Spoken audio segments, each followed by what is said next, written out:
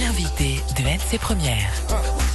Philippe Gervelino, bonjour. Bonjour. Merci d'être avec nous ce matin. Vous êtes le directeur général de l'OPT, l'Office des Postes et Télécoms, qui a plein de nouveautés à nous communiquer. La 4G qui s'installe, la fibre optique qui arrive et la banque postale qui va sans doute bientôt ouvrir. On reparle de tout ça, mais d'abord une réflexion globale, Philippe Gervelino.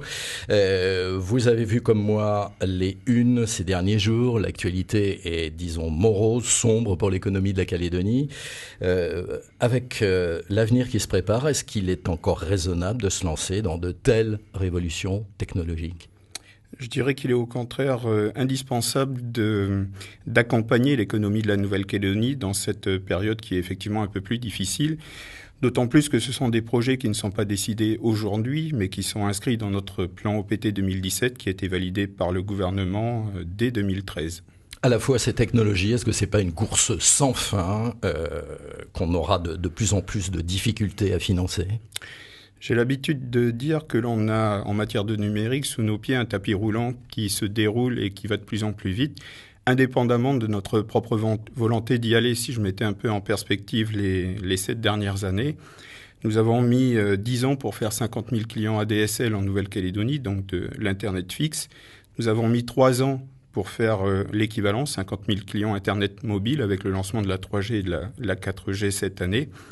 Et rien que l'année dernière, nous avons doublé le trafic Internet. Donc ce tapis roulant est sous nos pieds. Il faut au moins courir aussi vite que lui. Oui, on ne peut pas l'arrêter. Impossible. La Nouvelle-Calédonie n'est plus une île perdue au milieu du Pacifique. On est un quartier du numérique mondial avec tous les avantages qu'il faut en tirer et également tous les inconvénients ou dangers qu'il faut maîtriser.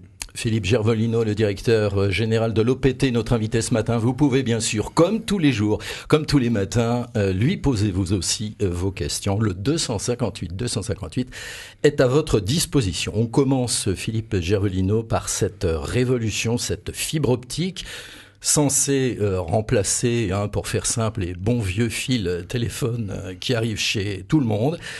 Ça va être quand même hors de prix. On parle de 8 milliards et demi sur quoi, 8-10 ans ?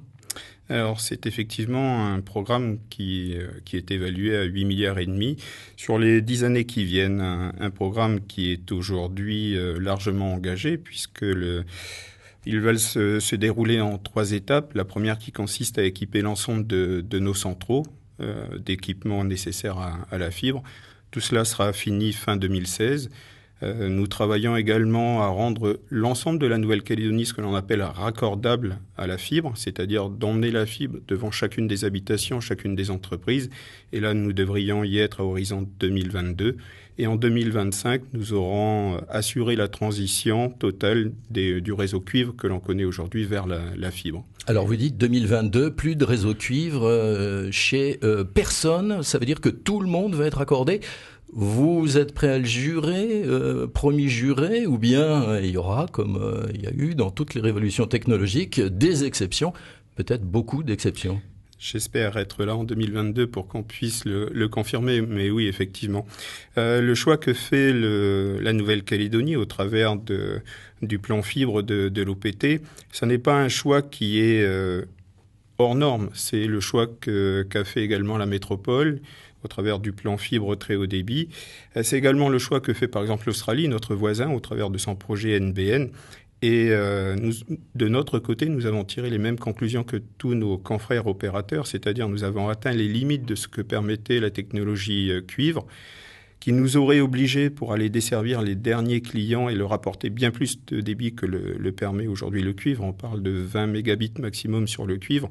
Il nous aurait fallu doubler ou tripler nos centraux alors que avec la fibre, on va pouvoir, avec les équipements actuels, les infrastructures, les centraux téléphoniques actuels, aller chercher des clients jusqu'à 20 km en leur apportant un service égalitaire, c'est-à-dire qu'on va pouvoir délivrer le même niveau de service pour tout le monde, que l'on habite à proximité d'un central OPT ou à 20 km, et avec un niveau de prix équivalent. Et ça, c'est toute la péréquation que nous permet aujourd'hui le monopole des télécommunications, de pouvoir délivrer un service identique à Nouméa dans un quartier sud qu'à Lifou ou à Bélep. En gros, la fibre optique, ça va plus vite et quelle que soit la distance, pour faire simple. Tout à fait. Aujourd'hui, Les premiers services qui vont être commercialisés à partir du 1er mars 2016 seront de l'ordre de 3 fois plus de débit que l'on connaît aujourd'hui, c'est-à-dire une 50aine de mégabits pour tout un chacun et peut-être plus, bien sûr, pour les entreprises qui ont des besoins qui sont différents. Vous allez commencer à équiper quelle partie de la Calédonie ? Alors, Toujours l'agglo, évidemment ? Non. Côté OPT, ce chantier est vraiment un projet pays et donc il a nécessité une concertation avec l'ensemble des acteurs, les collectivités de manière à prioriser les déploiements, mais également les acteurs du numérique pour les services que l'on va y apporter et les acteurs de l'aménagement puisqu'on aménage le territoire, donc l'ensemble des bailleurs sociaux. Aujourd'hui, nous avons un plan de déploiement qui est calé sur l'ensemble de la Nouvelle-Calédonie et je le répète également de manière égalitaire. Nous avons 7 zones qui vont être équipées en phase pilote entre le mois d'octobre et le mois de mars de l'année prochaine. Nouméa, la zone de Caméré, dont vous avez pu voir la communication, mais également sur Nouméa, la zone de Porte de Fer, Koné, Payamboué, Guarodeva à Bourail, Ploum, Katiramona, et également d'autres quartiers encore sur la Calédonie et progressivement l'ensemble du territoire. Ça, c'est pour les tests et donc en 2022, a priori, tout le monde raccordé. Je vous propose d'aller tout de suite du côté du standard. Caroline est avec nous. Bonjour Caroline. Bonjour tout le monde, Monsieur Javoino, bonjour. Bonjour. Alors c'est une petite question qui est un petit peu en dehors du sujet. Moi, je suis professionnelle, j'ai la 4G, je suis très contente, il n'y a pas de souci. J'ai juste une petite question concernant les règlements. Vous proposez à l'ensemble des grosses sociétés une ligne qui permet de faire le règlement en ligne ou par carte bleue par téléphone. Seulement, vous, l'OPT, on ne peut pas utiliser ce service. Connaissant vos horaires d'ouverture au public, connaissant nos horaires de professionnels, pensez-vous que vous allez mettre en place ça parce que c'est vraiment un gros problème. Merci Caroline. Alors voilà, Caroline satisfaite de la technologie visiblement, mais c'est la bonne vieille et ancienne bon vieux système de facturation qui suit pas. Oui, on en est effectivement totalement conscient et dans la stratégie numérique de l'OPT, nous avons aujourd'hui bien pris conscience des limites de nos systèmes d'information actuels qui ne permettent pas de proposer à nos clients toutes les solutions modernes qui sont attendues. Ce chantier est ouvert.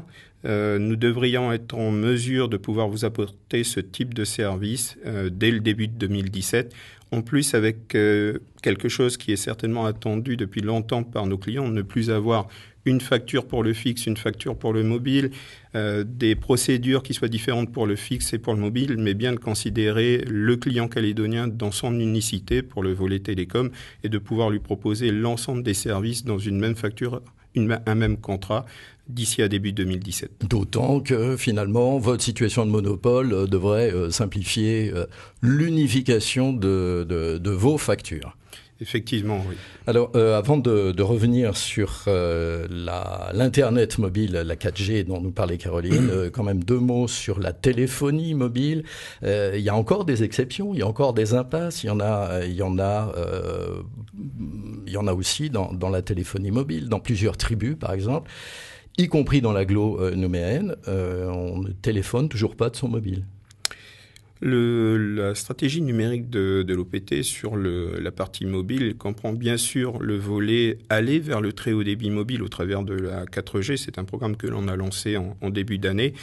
Nous aurons environ, à l'horizon du premier trimestre 2016, 170 sites équipés en 4G pour couvrir 85% de la population. Et oui, mais il y a la 2G, la téléphonie, le bon vieux téléphone. Et justement, j'y viens. Le plan prévoit également l'extension de nos réseaux, mais pour vous donner l'ampleur du chantier complémentaire, aujourd'hui, l'objectif est de couvrir 95% de la population en téléphonie mobile, et cela nécessite l'équivalent des sites mobiles que l'on a aujourd'hui, c'est-à-dire 340 sites. Cette année, nous mettons en service une trentaine de sites complémentaires. On en aura encore 60 à 80 sur les 2 prochaines années. Nous sommes conscients de cette nécessité. Les collectivités et les clients nous les rappellent constamment. aller chercher ces derniers sites sont les derniers pas les plus difficiles. En agglomération, cela suppose de pouvoir négocier avec les gestionnaires d'immeubles et dans l'intérieur et les îles, de pouvoir trouver des sites adaptés avec des pistes d'accès, de l'énergie à proximité. Ces derniers pas sont effectivement les plus difficiles, mais ils sont indispensables pour couvrir l'intégralité des besoins. Est-ce qu'on imagine, par exemple, de pouvoir prendre la RT1 un jour et de pouvoir communiquer de partout, appeler des secours de partout? On connaît le problème de l'accidentologie chez nous. C'est un des objectifs, que l'ensemble des sites routiers principaux soient totalement couverts d'ici à fin 2017. Allez, ça c'est pour la téléphonie mobile, on parle de l'Internet mobile. Elle a du succès, votre 4G, on a l'impression que ça a commencé bien lentement. Alors, aujourd'hui, nous avons, je l'indiquais, 50 000 clients Internet mobile et nous avons aujourd'hui un peu plus de 8 000 clients qui utilisent la 4G. Ça fait combien de pourcentage d'abonnés Alors, en gros, ça représente un peu plus d'un tiers des clients Internet mobile qui utilisent la 4G. Il faut savoir qu'aujourd'hui, tout le monde peut accéder à la 4G, sous réserve d'être sous couverture 4G. Je vous parlais des 150 à 200 sites 4G, mais également de disposer d'un terminal 4G.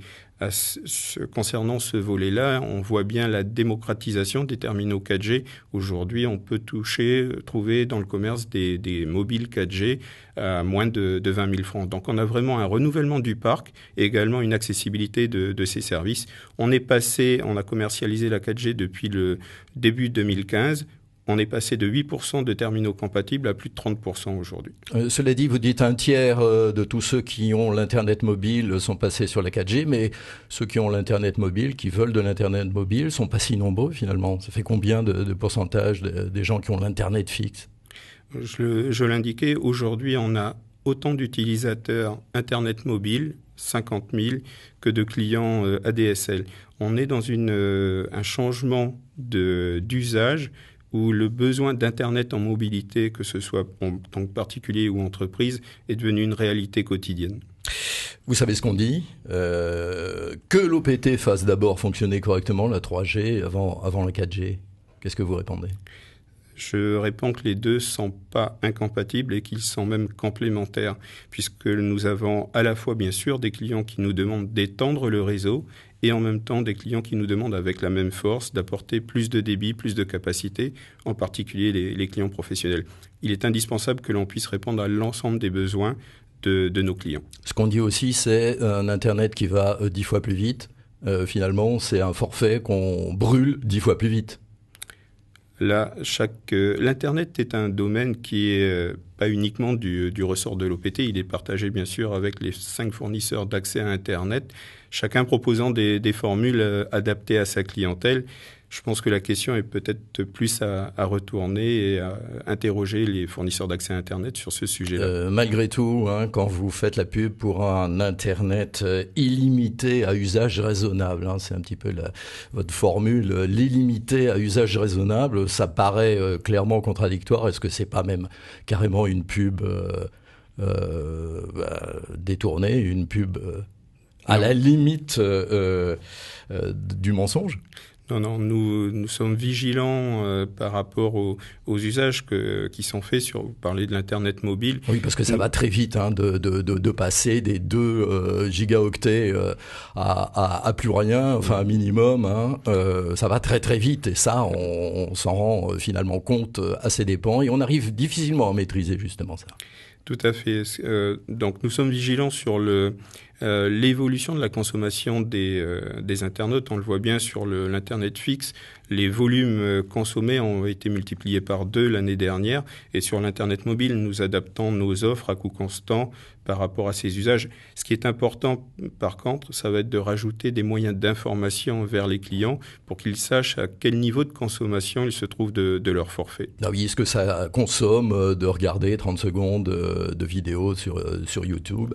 Ça va très très vite, je le redis, et je pense que tout le monde en est conscient. Juste avant de vous quitter, on en parle beaucoup en ce moment en métropole de la Poste qui va tout simplement distribuer des colis le dernier dimanche avant Noël. Vous allez faire pareil, vous ?